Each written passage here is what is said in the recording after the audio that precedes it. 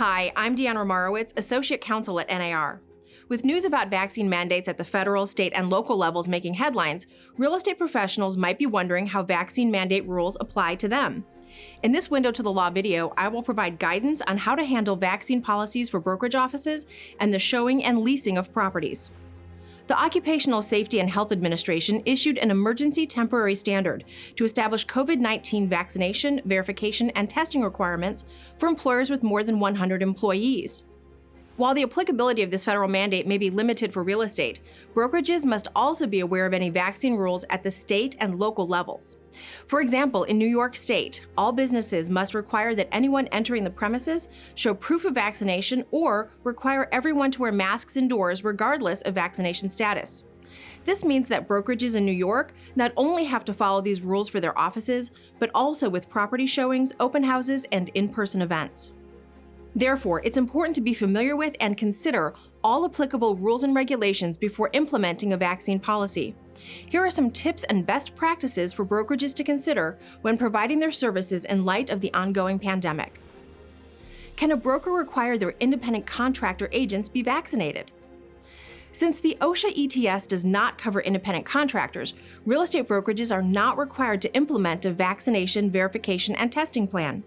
However, given the public health threat posed by COVID-19, it may be prudent for real estate brokerages to establish a vaccine policy for its business. For example, a broker could consider implementing a policy that requires anyone working in its office or holding an in-person open house to provide proof of vaccination.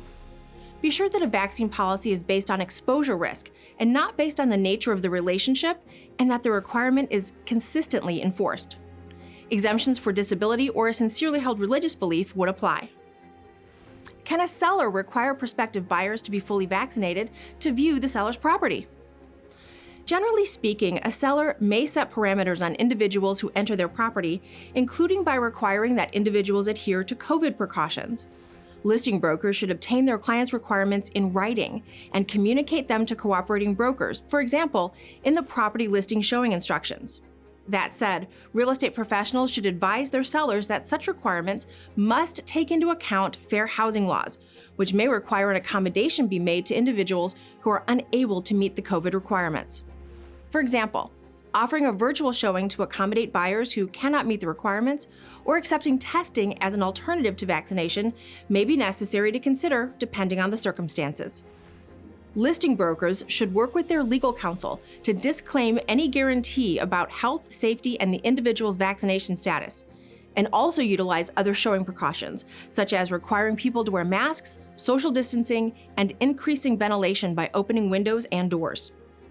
To ensure compliance with any health and safety showing requirements, buyer's agents should consider requesting their clients and consumers self-certify their vaccination or health status by completing a questionnaire.